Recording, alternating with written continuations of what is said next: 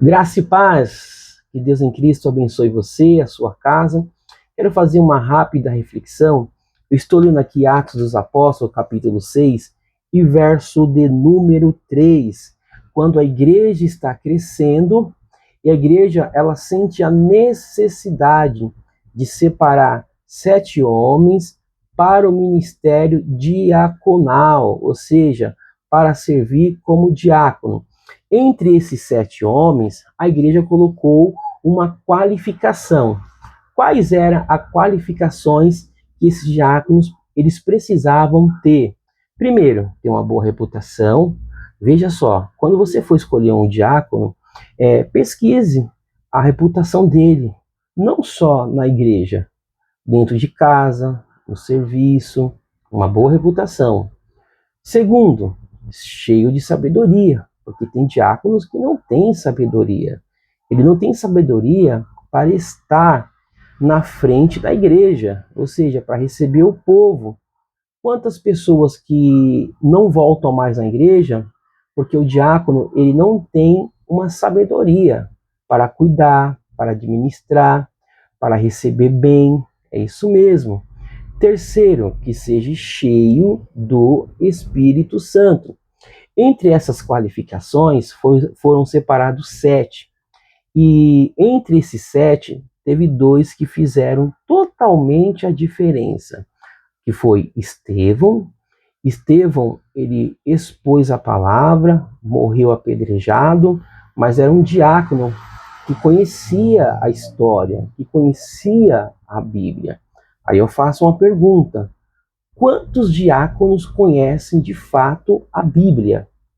Se o pregador falta, se o pastor não se sente bem, será que o diácono ele está apto para pregar, para ensinar? Não estou generalizando. Existem diáconos que são excelentes e exímio pregador da palavra. Mas veja só, o padrão de diaconia do primeiro século.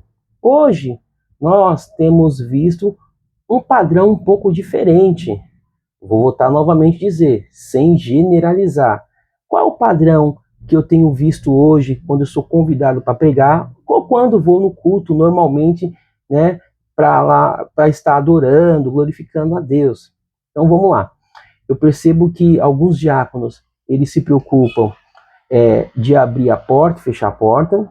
Não vejo problema nisso, mas eu acho muito pouco.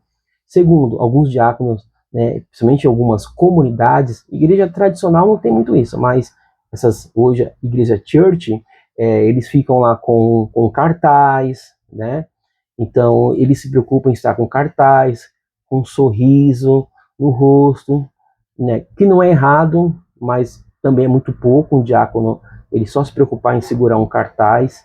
E terceiro, cuidar da portaria, né, ou do estacionamento do carro dos irmãos. Então, eles não se preocupam em ter uma vida de oração, uma vida de leitura da palavra, de estudar. Então, eles se limitam a isso. Veja só, eles se limitam a cuidar de carro, abrir e fechar a porta da igreja e estar com cartaz. Quando, na verdade, você olha para Atos capítulo 6, nós temos aqui 7 homens que fizeram a diferença. Estevão conhecia a Bíblia. Filipe, quando ele chegou em Samaria, o texto diz que os demônios gritavam quando ele estava pregando. E vou te dizer uma outra situação de Filipe, né? Ele subiu no carro, ou seja, ele subiu no carro e evangelizou o eunuco. Agora preste bem atenção, ele não só evangelizou, ele conhecia o texto bíblico, ele conhecia a palavra. E aí me traz aqui uma revelação. Só pode subir no carro quem está preparado. É isso mesmo. Só pode subir em um púlpito um diácono se ele conhece e sabe manusear a Bíblia.